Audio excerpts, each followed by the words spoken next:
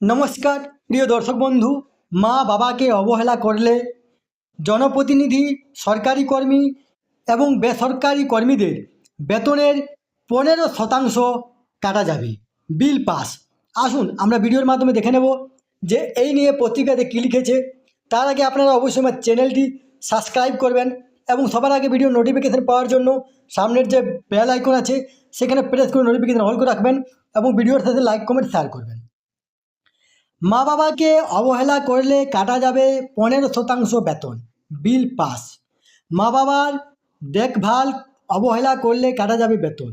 বয়স্ক নাগরিকদের আর্থিক নিরাপত্তা সুনিশ্চিত করতে রবিবার তেলেঙ্গানা বিধানসভায় পাস হয়েছে Telangana employees accountability and monitoring of parental support bill 2026। Bill অনুযায়ী জনপ্রতিনিধি, সরকারি কর্মী এবং বেসরকারি কর্মীদের বয়স্ক মা বাবার দেখভাল করতে হবে।